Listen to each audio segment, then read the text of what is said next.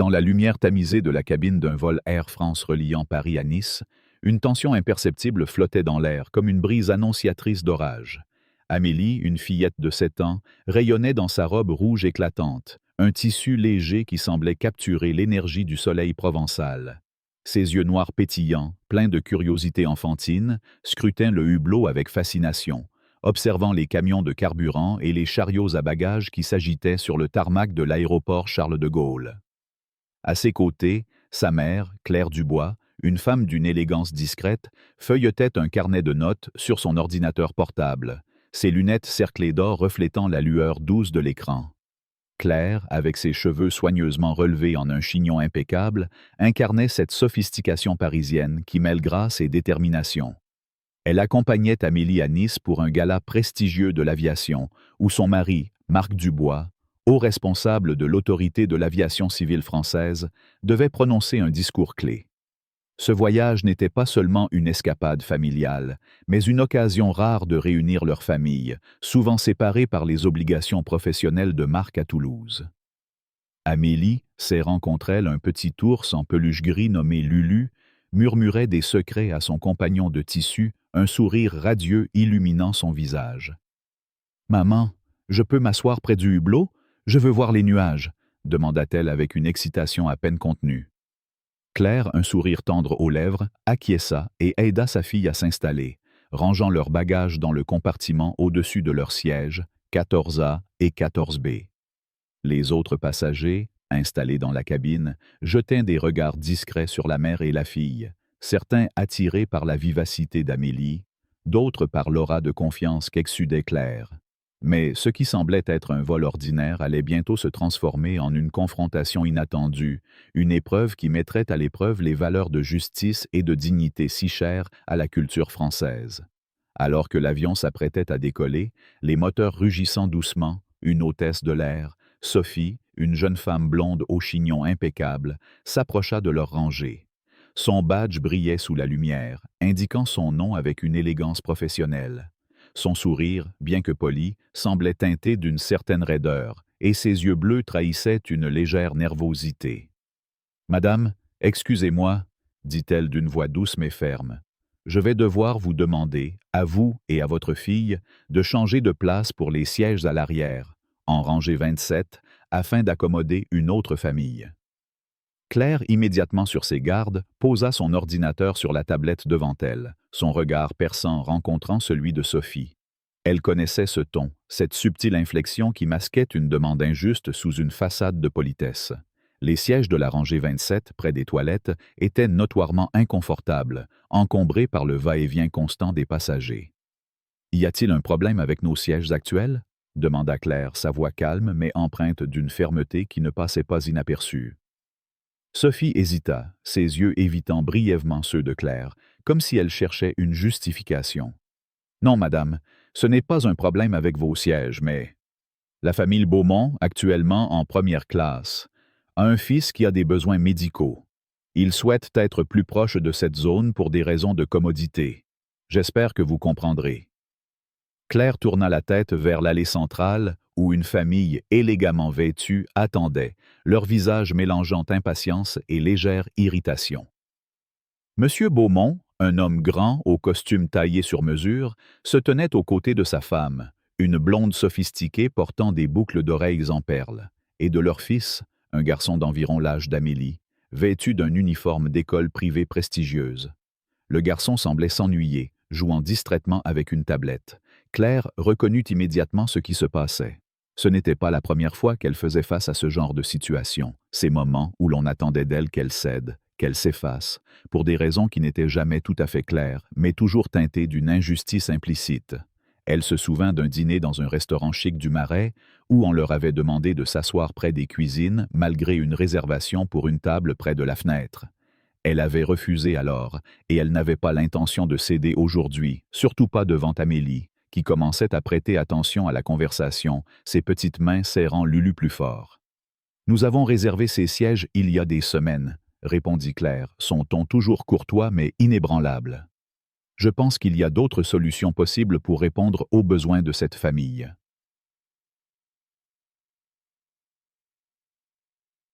Sophie, visiblement déstabilisée par la fermeté de Claire, força un sourire crispé. « Madame, nous avons soigneusement évalué la situation, » insista-t-elle, sa voix baissant d'un ton, presque comme un murmure impatient. « Le fils des Beaumont a des besoins de santé qui nécessitent un accès rapide aux commodités. Ce n'est pas une demande ordinaire. » Otimo.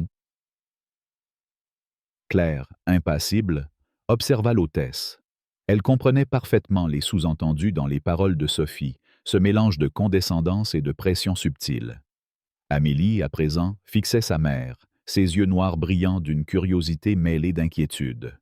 Elle ne comprenait pas tout, mais son intuition d'enfant percevait la tension dans la voix de sa mère et l'étrange froideur dans le regard de l'hôtesse. À ce moment, un homme d'âge mûr, assis de l'autre côté de l'allée, releva les yeux de son journal. Paul, un retraité au visage buriné par le temps, portait une veste en tweed usée mais élégante, typique d'un ancien professeur ou d'un fonctionnaire parisien. Il fronça les sourcils, visiblement troublé par ce qu'il entendait. « Excusez-moi, » intervint-il, sa voix grave résonnant dans la cabine, attirant l'attention de quelques autres passagers. « Il me semble que cette dame a réservé ses sièges, non? Pourquoi devrait-elle céder sa place sans raison valable? » Sa remarque, empreinte de cette indignation discrète mais ferme si caractéristique des Français attachés à l'équité, fit vaciller Sophie. Elle rougit légèrement, cherchant une réponse, mais avant qu'elle ne puisse parler, une femme plus âgée, portant l'uniforme d'Air France avec une autorité naturelle, s'approcha. Son badge indiquait « Véronique », et son regard perçant balaya la scène avec une froideur professionnelle. « Y a-t-il un problème ici ?» demanda Véronique, sa voix tranchante comme une lame. L'atmosphère dans la cabine devint plus lourde, les murmures des passagers proches s'intensifiant. Claire sentit le poids des regards sur elle, et Amélie, ces regards qu'elle connaissait si bien, un mélange de curiosité, de jugement et parfois de mépris voilé. En tant que femme noire dans un pays où l'élégance et le raffinement sont des vertus nationales, elle avait souvent dû naviguer entre ces regards scrutateurs, ces moments où son droit à être là, à occuper un espace, était remis en question. Mais aujourd'hui, ce n'était pas seulement pour elle qu'elle se battait, c'était pour Amélie, sa fille, qui ne devait pas grandir en pensant qu'elle devait s'effacer pour les autres. « Madame, » répondit Claire, sa voix aussi calme qu'un lac en été, mais avec une force sous-jacente, « ma fille et moi avons réservé ces sièges. Nous n'avons rien fait de mal, et je ne vois pas pourquoi nous devrions changer de place sans une raison juste. » Véronique, visiblement habituée à gérer les situations avec autorité, plissa les yeux. « Madame, je comprends, mais il s'agit d'une requête spéciale pour des raisons médicales. Je vous demande de coopérer pour éviter tout désagrément. » Le ton de Véronique était ferme, presque menaçant, et Claire sentit une vague de colère monter en elle. Mais elle resta calme, son visage impassible, refusant de céder sous la pression. À cet instant, M. Beaumont s'avança, son air assuré trahissant une confiance en son statut social. « Madame Dubois, je présume ?» dit-il, sa voix polie mais teintée d'une autorité qu'il semblait attendre d'être reconnue. « Je suis le docteur Antoine Beaumont. Je comprends que changer de siège peut être gênant, mais mon fils a des besoins de santé. Nous apprécierions votre coopération. » Sa femme, élégante dans une robe en soie, hocha la tête en signe d'approbation, mais son regard évitait celui de Claire, comme si elle sentait l'injustice de la situation mais préférait ne pas s'en mêler. Claire le fixa droit dans les yeux, reconnaissant cette assurance qui supposait que sa parole suffirait à obtenir ce qu'il voulait. « Je comprends votre situation, docteur Beaumont, » répondit-elle, son ton toujours courtois mais ferme. « Mais je pense que cette question peut être résolue autrement. Ma fille et moi ne changerons pas de siège. » Un silence pesant s'installa dans la cabine. Amélie, sentant la tension, se rapprocha de sa mère, ses petites mains serrant Lulu si fort que ses jointures blanchirent. Elle murmura, presque inaudible. « Maman, c'est comme au restaurant à Saint-Germain, non ?» Ces mots, innocents mais lourds de sens, brisèrent le silence. Quelques passagers échangèrent des regards gênés, et Paul, le retraité, fronça les sourcils encore plus, son indignation grandissant. Claire sentit son cœur se serrer. Elle se souvenait trop bien de cet incident au restaurant où on leur avait demandé de céder une table réservée pour une raison similaire, un prétexte vague masquant une discrimination subtile. Elle avait refusé alors, et elle refusait aujourd'hui, non seulement pour elle, mais pour qu'Amélie apprenne qu'elle avait le droit de défendre sa place, sa dignité. « Madame, dit-elle, son regard fixé sur Véronique, je sympathise avec les besoins du fils du docteur Beaumont, mais nous avons des droits aussi.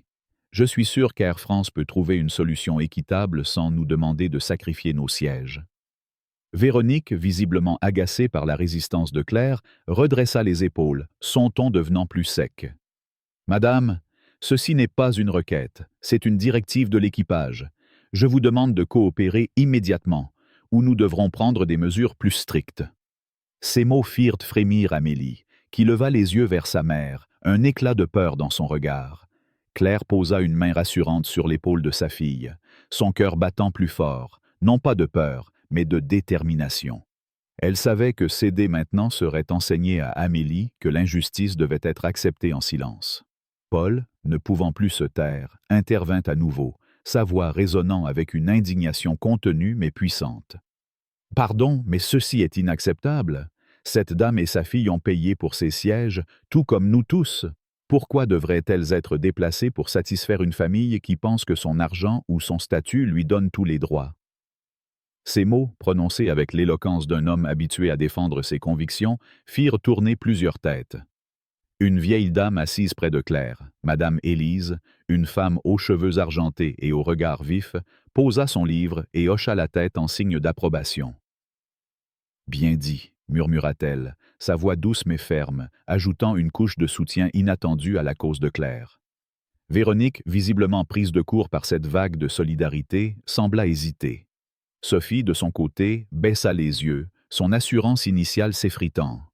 Monsieur Beaumont, sentant la situation lui échapper, tenta une dernière fois de reprendre le contrôle. « Madame Véronique, je suis sûr que vous comprenez l'importance de la santé de mon fils.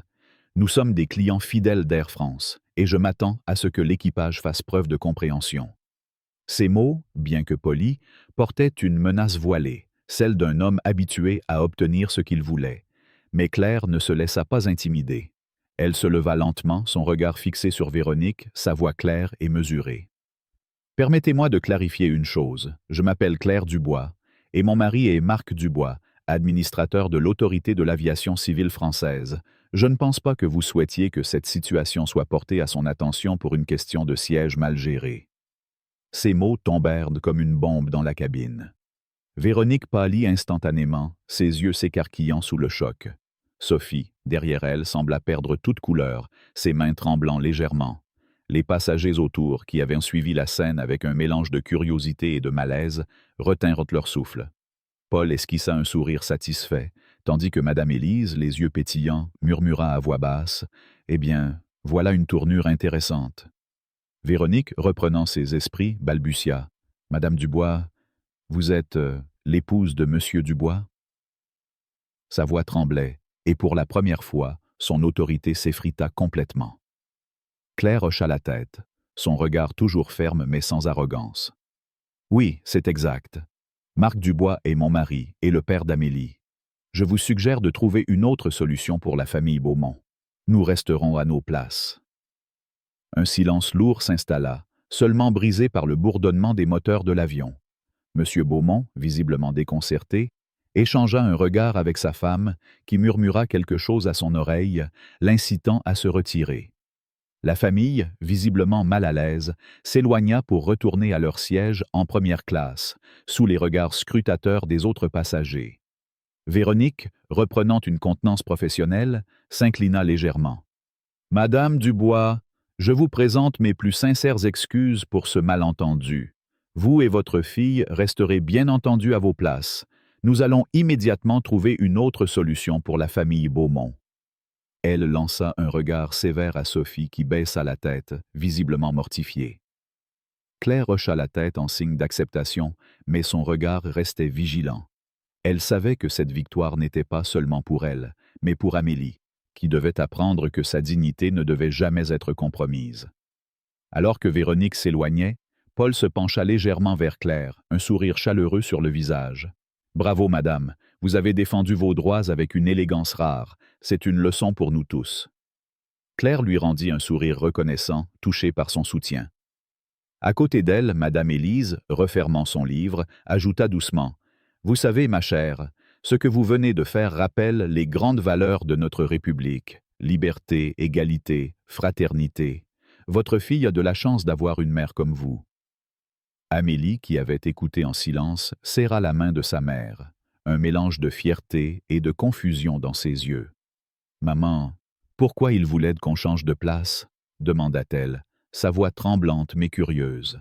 Claire s'agenouilla légèrement pour être à la hauteur de sa fille, caressant doucement ses cheveux bouclés.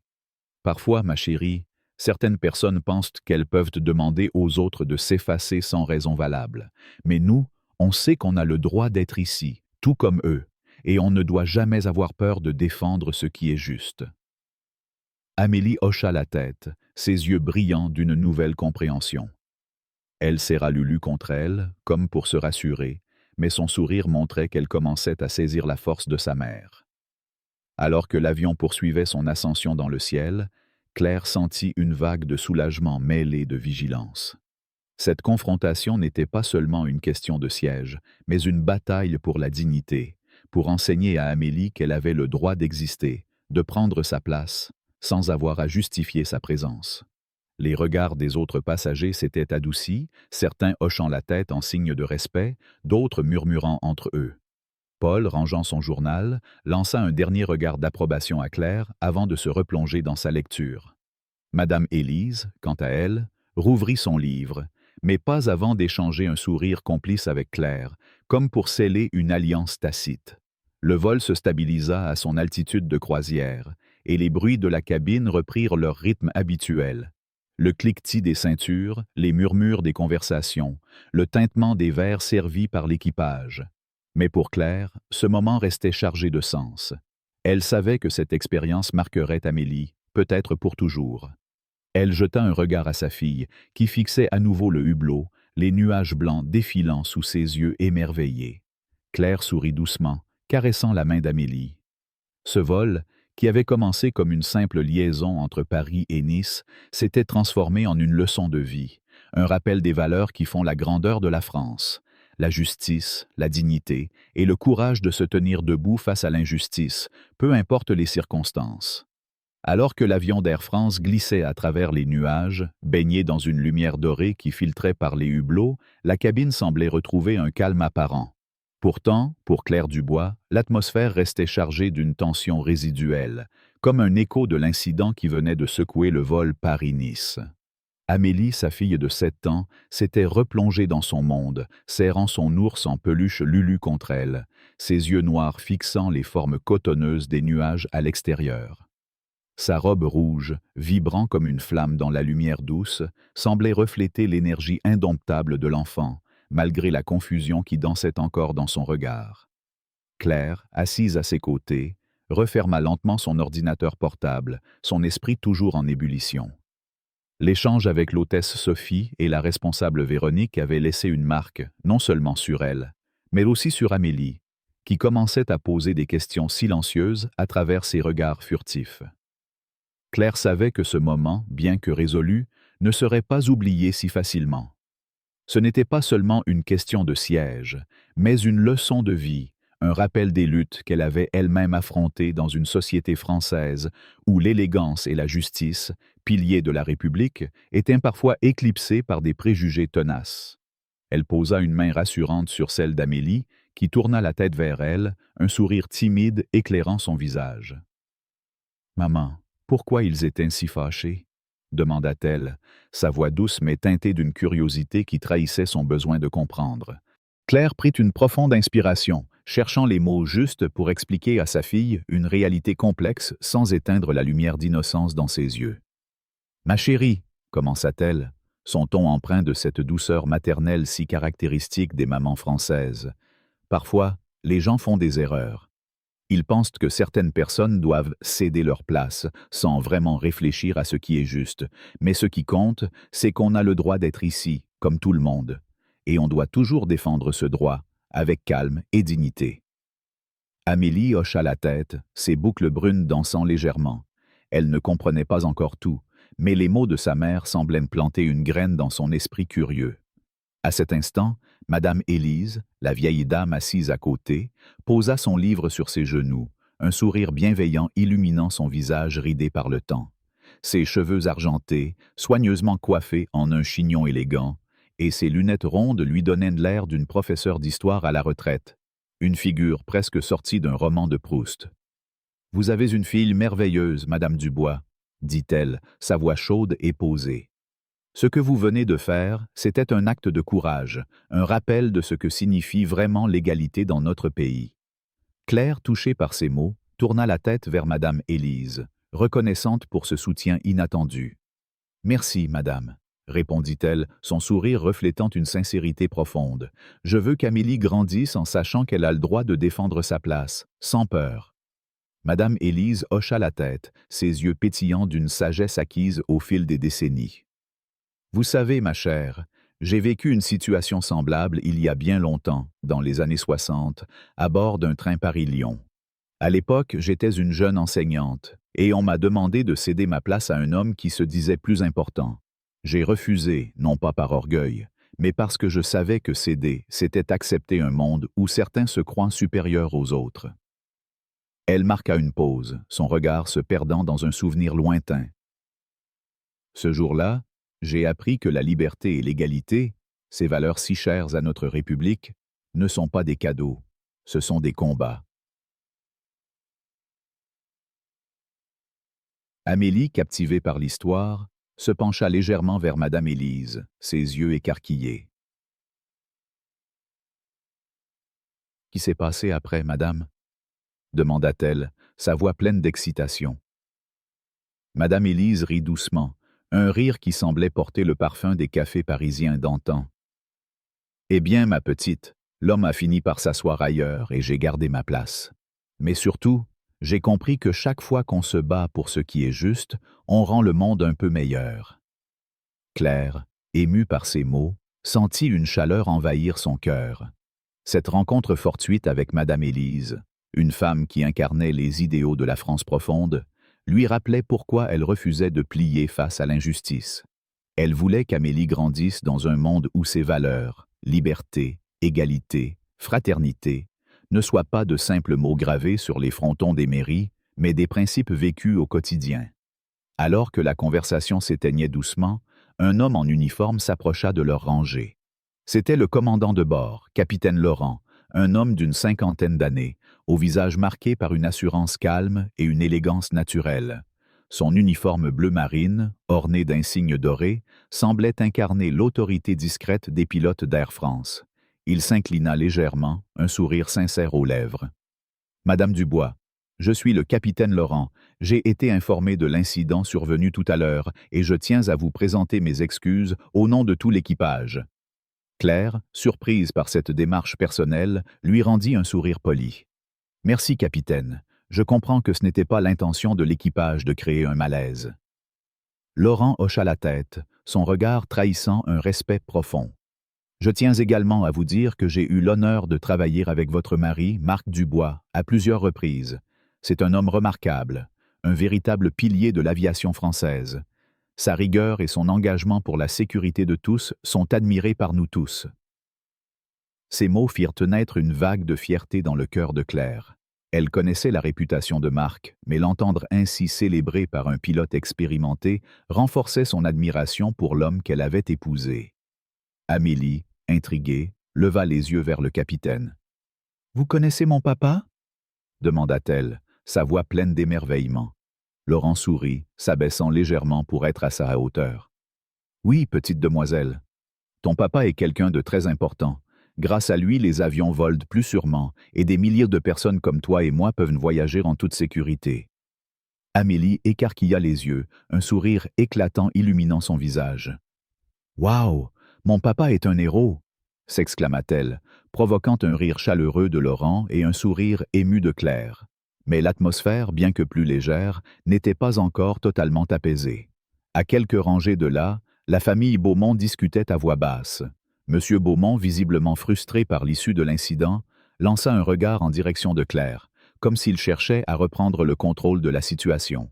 Il se leva et s'approcha à nouveau, sa femme à ses côtés, tentant de le retenir discrètement. « Madame Dubois, commença-t-il, sa voix polie mais teintée d'une pointe d'arrogance. Je comprends que vous ayez vos raisons, mais je tiens à préciser que notre demande n'était pas mal intentionnée. Mon fils a des besoins spécifiques, et nous sommes habitués à ce qu'Air France fasse preuve de flexibilité pour nous. » Sa femme, élégante mais visiblement mal à l'aise, murmura quelque chose à son oreille, mais il l'ignora, continuant sur un ton qui cherchait à imposer son autorité. Claire, sans perdre son calme, le fixa droit dans les yeux. « Docteur Beaumont, je sympathise avec la situation de votre fils, mais je suis sûr qu'une compagnie comme Air France peut trouver une solution qui respecte les droits de tous les passagers, y compris les nôtres. » Sa réponse, ferme mais courtoise, fit vaciller Beaumont. Il ouvrit la bouche pour répondre, mais sa femme posa une main sur son bras, l'interrompant doucement. « Antoine, arrête, » murmura-t-elle, son ton implorant. « Nous pouvons trouver une autre solution. Ne rendons pas les choses plus compliquées. » Beaumont, visiblement contrarié, hocha la tête à contre-cœur et retourna à sa place, sous les regards curieux des autres passagers. Paul, le retraité qui avait pris la parole plus tôt, observait la scène avec un sourire satisfait. Il se pencha vers Claire et murmura « Vous avez géré cela avec une classe toute parisienne, madame. Bravo !» Il sortit un petit carnet de son sac et griffonna quelque chose avant de le déchirer et de le tendre à Amélie. « Tiens, petite, c'est pour toi. » Amélie, curieuse, déplia le papier pour découvrir un dessin d'un avion survolant des nuages, avec un soleil rougeoyant en arrière-plan. « C'est pour te rappeler ce vol spécial, » ajouta Paul avec un clin d'œil. Amélie, ravie, serra le dessin contre elle, un sourire éclatant sur le visage. « Merci, monsieur Paul », s'exclama-t-elle, sa voix résonnant dans la cabine comme une note de joie pure. Ce geste simple, empreint de cette fraternité spontanée si typique des rencontres françaises, toucha profondément Claire. Elle sentit que ce voyage, malgré son début tumultueux, était en train de devenir une leçon précieuse pour Amélie. Elle se tourna vers sa fille, qui contemplait le dessin avec émerveillement. « Tu vois, ma chérie, » dit-elle doucement, « parfois, les gens qu'on rencontre, comme Paul ou Madame Élise, nous rappellent que la gentillesse et la justice existent encore, et c'est à nous de les défendre, toujours. » Amélie hocha la tête, ses yeux brillants d'une nouvelle maturité. « Maman, est-ce que papa doit souvent défendre ce qui est juste, comme toi aujourd'hui ?» demanda-t-elle, sa voix pleine de curiosité. Claire sourit, caressant doucement les cheveux de sa fille. « Oui, ma puce. Ton papa travaille tous les jours pour que les avions soient sûrs, pour que tout le monde, peu importe qui ils sont, puisse voyager sans crainte. Mais il le fait avec beaucoup d'humilité, sans jamais se vanter. » Ces mots semblèrent toucher Amélie, qui serra Lulu plus fort, comme si elle cherchait à ancrer cette leçon dans son cœur. Madame Élise, qui avait repris sa lecture, ajouta doucement « Ton papa, petite, est un exemple de ce que la France peut offrir de meilleur, un homme qui travaille pour le bien commun, avec intégrité. »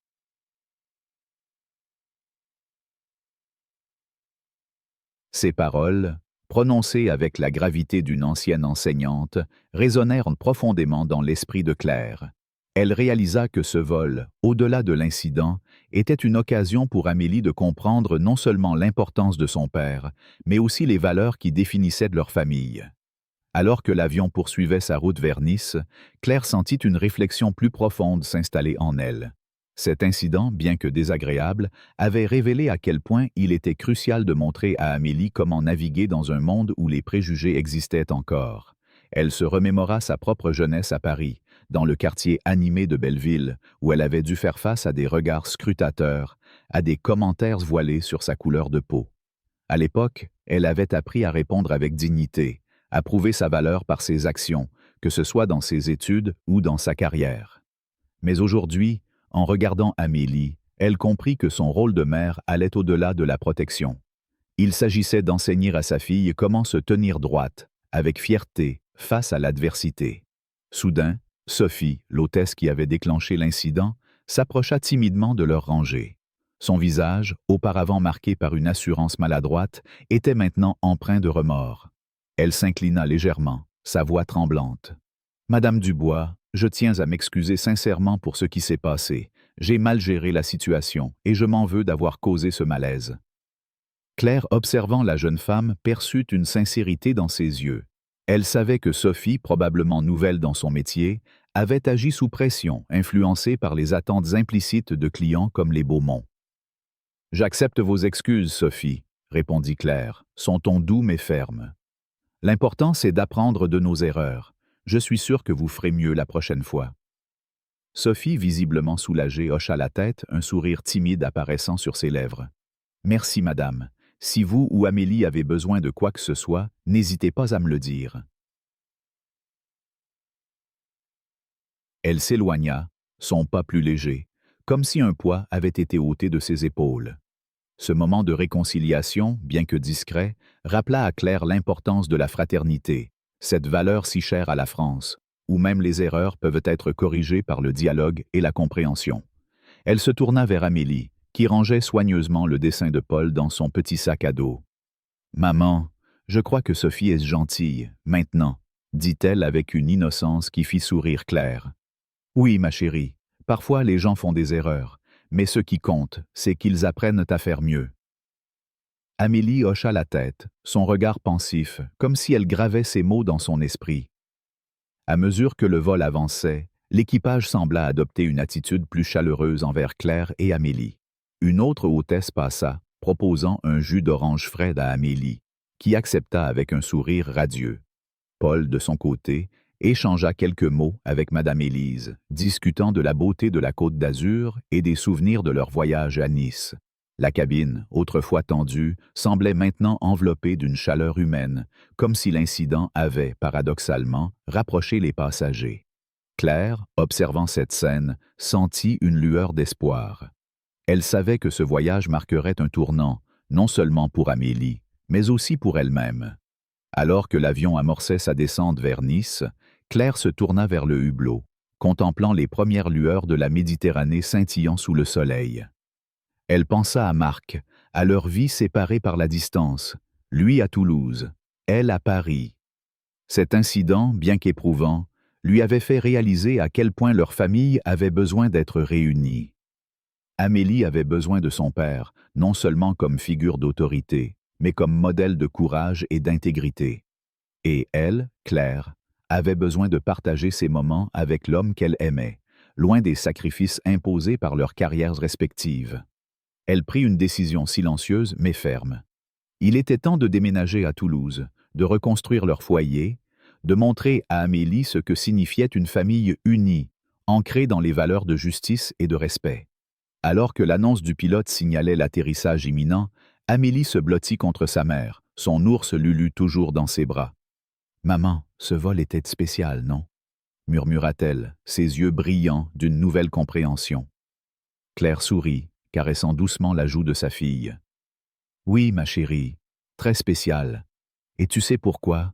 Parce qu'il nous a rappelé qu'on doit toujours se battre pour ce qui est juste, avec courage et dignité. » Amélie hocha la tête, son sourire éclatant comme le soleil de Nice qui les attendait. Claire, le cœur empli de fierté, savait que ce voyage n'était que le début d'une nouvelle étape pour leur famille, une étape où les valeurs de la République française, liberté, égalité, fraternité, guideraient chaque pas d'Amélie dans le monde. L'aéroport de Nice-Côte d'Azur baignait dans une lumière douce, celle d'un coucher de soleil méditerranéen qui peignait le ciel de teintes orangées et roses. Claire Dubois, tenant la main d'Amélie, descendit de l'avion avec une sérénité nouvelle, malgré les émotions intenses du vol Paris-Nice. La robe rouge d'Amélie, toujours aussi éclatante, semblait capter les derniers rayons du soleil, tandis que son ours en peluche, Lulu, pendait joyeusement dans son autre main. Claire, élégante dans son tailleur beige, ajusta ses lunettes cerclées d'or et inspira profondément l'air salin de la Côte d'Azur. Ce voyage, marqué par une confrontation inattendue, avait éveillé en elle une réflexion profonde sur l'avenir de sa famille. Alors qu'elle traversait le terminal, Amélie sautillait légèrement, excitée à l'idée d'assister au gala de l'aviation où son père, Marc Dubois, administrateur de l'autorité de l'aviation civile française, serait l'orateur principal. Ce gala, organisé dans le somptueux hôtel Negresco, promettait d'être un événement prestigieux, réunissant les figures éminentes de l'aviation française et internationale. Mais pour Claire, ce moment était bien plus qu'une simple soirée mondaine. C'était l'occasion de montrer à Amélie la grandeur de son père, et peut-être de poser les bases d'un avenir plus uni pour leur famille. Alors qu'elle montait dans la voiture envoyée par Marc, Claire sentit une détermination nouvelle s'ancrer en elle. Il était temps de rapprocher leur famille, de quitter Paris pour Toulouse, où Marc passait la majeure partie de son temps. Ce choix, bien que difficile, semblait être la réponse à une question qu'elle portait en elle depuis trop longtemps. Le Negresco, avec ses façades blanches et son dôme rose emblématique, se dressait comme un joyau face à la promenade des Anglais. À l'intérieur, le grand salon scintillait sous les lustres en cristal, et l'atmosphère vibrait d'une élégance typiquement française, où le raffinement se mêlait à une énergie intellectuelle. Les invités, vêtus de costumes impeccables et de robes de soirée, discutaient avec animation, un verre de champagne à la main. Claire, tenant Amélie par la main, navigua parmi la foule, saluant poliment des collègues de Marc et des dignitaires internationaux. Amélie, intimidée mais curieuse, observait tout avec des yeux écarquillés, sa robe rouge attirant les regards bienveillants de plusieurs invités. « Maman, c'est comme un palais !» murmura-t-elle, émerveillée par les dorures et les tapis épais. Claire sourit, caressant doucement les cheveux bouclés de sa fille. « Oui, ma chérie, mais ce qui compte ce soir, c'est ton papa. Il va parler de choses très importantes. » Amélie hocha la tête, serrant Lulu contre elle, son regard cherchant déjà son père dans la foule.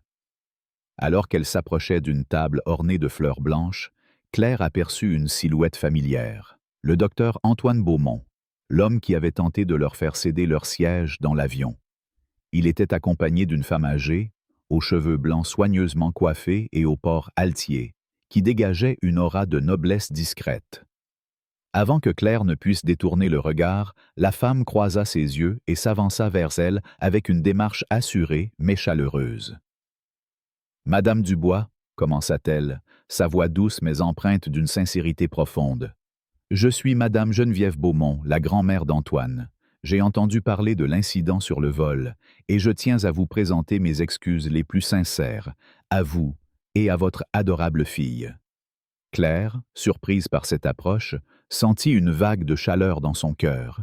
La sincérité dans les yeux de Geneviève était indéniable, et son ton portait cette élégance intemporelle des grandes dames françaises, celles qui incarnent à la fois la grâce et la sagesse. Claire prit une profonde inspiration, cherchant les mots justes pour expliquer à sa fille une réalité complexe sans éteindre la lumière d'innocence dans ses yeux. « Ma chérie, » commença-t-elle, son ton empreint de cette douceur maternelle si caractéristique des mamans françaises. « Parfois, les gens font des erreurs. Ils pensent que certaines personnes doivent céder leur place, sans vraiment réfléchir à ce qui est juste. Mais ce qui compte, c'est qu'on a le droit d'être ici, comme tout le monde. Et on doit toujours défendre ce droit, avec calme et dignité. » Amélie hocha la tête, ses boucles brunes dansant légèrement. Elle ne comprenait pas encore tout, mais les mots de sa mère semblaient planter une graine dans son esprit curieux. À cet instant, Madame Élise, la vieille dame assise à côté, posa son livre sur ses genoux, un sourire bienveillant illuminant son visage ridé par le temps. Ses cheveux argentés, soigneusement coiffés en un chignon élégant, et ses lunettes rondes lui donnaient l'air d'une professeure d'histoire à la retraite, une figure presque sortie d'un roman de Proust. « Vous avez, Madame Beaumont, je vous remercie pour votre geste, » répondit Claire, son ton courtois mais ferme. « L'incident est derrière nous, et je suis heureuse que nous ayons pu trouver une solution équitable. » Geneviève hocha la tête, son regard s'adoucissant alors qu'elle posait les yeux sur Amélie. « Vous avez une fille magnifique, » dit-elle, un sourire tendre aux lèvres. « Antoine m'a raconté ce qui s'est passé, et je dois dire que j'ai été déçue par son comportement. Mon petit-fils est un homme bon, mais il a grandi dans un monde où l'on obtient souvent ce que l'on veut sans réfléchir aux conséquences pour les autres. Ce qu'il a fait aujourd'hui était injuste, et je tiens à ce que vous sachiez que je ne cautionne pas cela. » Amélie, curieuse, leva les yeux vers Geneviève. « Vous êtes la grande-maman du monsieur dans l'avion ?» demanda-t-elle, sa voix claire et innocente faisant naître un sourire chez Geneviève. « Oui, ma petite, » répondit-elle, s'abaissant légèrement pour être à la hauteur d'Amélie. « Et je suis désolée si ce qui s'est passé t'a fait de la peine. Tu es une jeune fille très courageuse et ta maman est une femme admirable. » Amélie, touchée par ces mots, serra Lulu un peu plus fort et murmura un « merci » timide. Claire, émue par cette rencontre inattendue, sentit que cette conversation n'était pas seulement une excuse, mais une reconnaissance des valeurs qu'elle défendait, l'égalité et la dignité, si chères à la culture française. Geneviève poursuivit, son ton empreint d'une réflexion profonde. « J'ai beaucoup admiré le travail de votre mari, Madame Dubois. Marc Dubois est une figure respectée dans le monde de l'aviation. Ce qu'il fait pour la sécurité et l'équité dans ce domaine est remarquable. Vous devez être très fiers de lui. » Ces mots résonnèrent profondément dans le cœur de Claire. Elle savait que Marc était un homme d'exception, mais entendre son travail célébré par une femme comme Geneviève, issue d'une famille influente, renforçait son admiration pour lui. « Merci, Madame Beaumont, » répondit-elle, un sourire sincère illuminant son visage. Marc a toujours cru que son rôle était de servir, pas seulement de diriger, et j'espère transmettre ces valeurs à notre fille. Geneviève hocha la tête, son regard brillant d'une compréhension partagée. « Vous y réussissez déjà, madame. Votre fille a de la chance d'avoir des parents comme vous. » Alors qu'elle s'éloignait, rejoignant Antoine qui semblait mal à l'aise à quelques mètres de là, Claire sentit une chaleur nouvelle en elle. Cette rencontre, bien que née d'un incident, était une preuve que la justice et la compréhension pouvaient triompher, même dans les moments les plus tendus. Le gala commença peu après, et lorsque Marc monta sur scène, la salle entière se tut.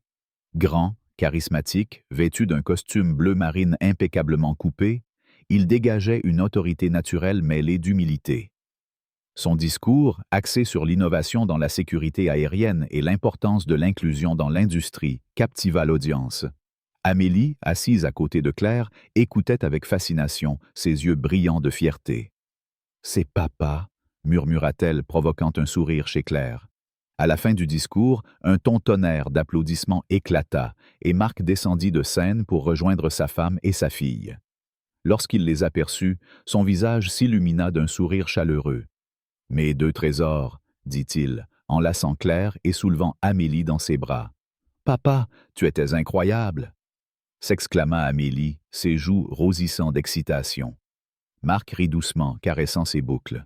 « Merci, ma puce, mais ce qui compte, c'est que vous soyez là avec moi. » Alors que la soirée se poursuivait, Claire sentit le moment propice pour partager sa décision. Elle prit Marc à part, près d'une fenêtre donnant sur la mer scintillante. « Marc, j'ai beaucoup réfléchi, » commença-t-elle, sa voix tremblante d'émotion. « Ce qui s'est passé dans l'avion, les rencontres que nous avons faites, tout cela m'a fait réaliser à quel point nous devons être ensemble. Je veux qu'on déménage à Toulouse, qu'on construise un vrai foyer pour Amélie, pour nous. » Marc, d'abord surpris, sentit une vague de joie l'envahir. Ses yeux s'embuèrent légèrement, et il serra la main de Claire. « Claire, tu n'imagines pas ce que ça signifie pour moi. J'ai toujours rêvé qu'on soit réunis, mais je ne voulais pas te demander de quitter Paris. Es-tu sûre? » Claire hocha la tête, son regard résolu. « Oui, Marc, notre famille est plus importante que tout. Amélie a besoin de nous deux, et je veux qu'elle grandisse en voyant l'homme extraordinaire que tu es. » Quelques semaines plus tard, la famille Dubois s'installa dans une charmante maison provençale à la périphérie de Toulouse, entourée d'oliviers et de champs de lavande.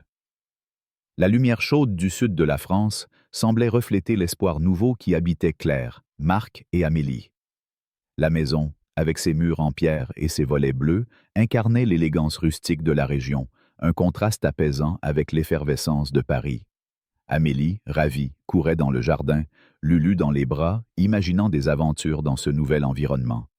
Claire, déballant les cartons, observait sa fille avec un sourire, sentant que ce déménagement était bien plus qu'un changement d'adresse. C'était un renouveau pour leur famille. Un après-midi, Claire accompagna Amélie au siège de l'autorité de l'aviation civile à Toulouse, où Marc travaillait. L'immeuble moderne, avec ses grandes baies vitrées, contrastait avec l'histoire ancienne de la ville, mais il respirait l'énergie d'une institution dévouée à la sécurité et au progrès. Amélie, fascinée, suivait son père à travers les couloirs, observant les écrans affichant des données de vol et les discussions animées entre collègues. Marc, patient et pédagogue, expliqua à sa fille comment son travail garantissait la sécurité des voyageurs. Tu vois, Amélie, chaque décision qu'on prend d'ici peut sauver des vies. C'est une grande responsabilité, mais c'est aussi un honneur. Amélie, les yeux brillants, hocha la tête. Papa, je veux être comme toi un jour, faire des choses importantes pour aider les gens. Marc, ému, serra sa fille contre lui. Tu feras des choses merveilleuses, ma chérie, j'en suis sûr. Mais si... Ce soir-là, dans leur nouvelle maison, la famille se réunit autour d'une table en bois massif, partageant un dîner simple mais chaleureux, une ratatouille parfumée, du pain croustillant et un verre de vin rouge pour Claire et Marc. Amélie, entre deux bouchées, raconta une anecdote qui fit battre le cœur de ses parents. Aujourd'hui, à l'école, un garçon embêtait une de mes amies à cause de sa couleur de peau. Je lui ai dit d'arrêter, que tout le monde mérite le respect, comme tu me l'as appris, maman. Et il s'est excusé. Claire et Marc échangèrent un regard, leurs yeux brillants de fierté. Tu as fait ce qui est juste, ma puce, dit Marc, sa voix empreinte d'émotion. Et c'est la chose la plus importante que tu puisses faire.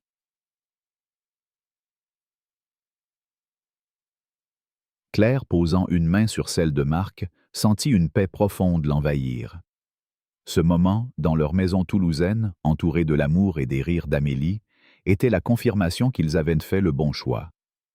Elle repensa aux paroles de Madame Élise dans l'avion, à la sagesse de Geneviève Beaumont et à la gentillesse spontanée de Paul, le passager solidaire. Chacun de ces instants avait tissé une toile de leçons sur la justice, la dignité et la fraternité, des valeurs qui résonnaient avec l'âme de la France. Elle comprit que leur déménagement à Toulouse n'était pas seulement un retour à l'unité familiale, mais une promesse de transmettre à Amélie un héritage de courage et de responsabilité. Alors que la nuit tombait sur Toulouse, les étoiles scintillant au-dessus des toits, Claire s'approcha de la fenêtre, contemplant le jardin où Amélie jouait encore sous la lumière douce d'un lampadaire. Marc la rejoignit, passant un bras autour de ses épaules. « Merci, Claire, murmura-t-il, sa voix pleine de gratitude. Grâce à toi, notre famille est plus forte que jamais. » Claire sourit, posant sa tête contre son épaule. « C'est grâce à nous deux, Marc, et à Amélie. Elle grandit avec des valeurs qui feront d'elle une femme forte, une femme qui saura défendre ce qui est juste. » Amélie, courant vers eux, se glissa entre ses parents, riant joyeusement. « On va être heureux ici, hein ?» demanda-t-elle, ses yeux pétillants d'espoir. Claire et Marc, échangeant un regard complice, répondirent en chœur. « Oui, ma chérie, toujours. » Dans cet instant, sous le ciel étoilé de Toulouse, ils surent que leur famille, unie par l'amour et les valeurs de la République, était prête à affronter n'importe quel défi. Ce nouveau chapitre, commencé par un vol tumultueux, se transformait en une promesse d'un avenir où Amélie grandirait avec fierté, confiance et un profond respect pour elle-même et pour les autres. C'était là, dans cette maison provençale, que la famille Dubois écrivait une nouvelle page de leur histoire, une page empreinte de justice, de dignité et d'un amour indéfectible. L'histoire d'Amélie, Claire et Marc Dubois dans Un vol pour la justice est bien plus qu'un simple récit d'un incident à bord d'un avion. C'est une ode aux valeurs fondamentales de la culture française, liberté, égalité, fraternité, qui résonnent profondément dans le cœur de chacun, qu'il soit français ou non. Cette aventure, marquée par une confrontation contre l'injustice et une quête de dignité, m'a profondément touché par sa capacité à illustrer la force de la résilience et du courage face aux préjugés. Claire, en refusant de céder ses sièges, n'a pas seulement défendu ses droits, mais a aussi enseigné à sa fille Amélie une leçon essentielle. La dignité ne se négocie pas. Ce moment, où une mère protège son enfant tout en lui montrant comment se tenir droite face à l'adversité, incarne l'élégance et la détermination si prisées dans la société française, où l'on valorise autant la grâce que la fermeté. Ce qui m'a particulièrement marqué, c'est la manière dont l'histoire met en lumière l'importance de la solidarité. Paul, le passager retraité, et Madame Élise, avec leur soutien discret mais puissant, rappellent que la fraternité, ce pilier de la République, se manifeste dans les petits gestes. Une parole de soutien, un dessin offert à une enfant. Ces actes, simples en apparence, tissent des liens humains qui transcendent les barrières sociales. De même, l'excuse sincère de Madame Geneviève Beaumont au gala montre que l'humilité et la reconnaissance des erreurs sont des vertus universelles, capables de réparer les fractures causées par l'injustice.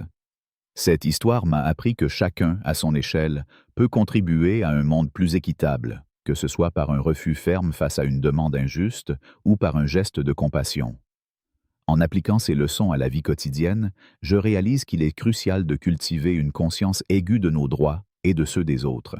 Dans une société française où l'élégance et le respect sont des marqueurs culturels, défendre la justice ne signifie pas hausser le ton, mais parler avec clarté et conviction, comme Claire l'a fait.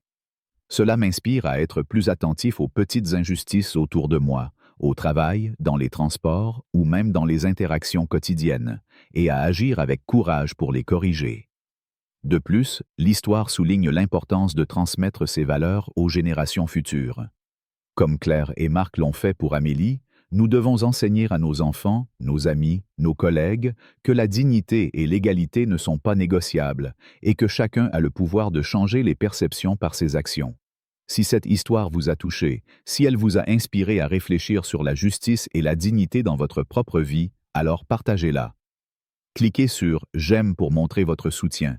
Partagez cette vidéo avec vos amis et votre famille pour diffuser ce message d'espoir et de courage.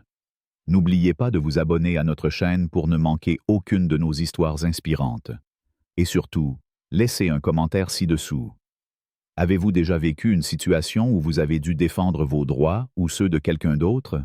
Comment avez-vous réagi?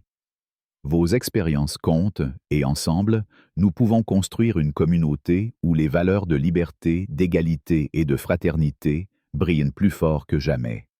Merci de nous accompagner dans ce voyage.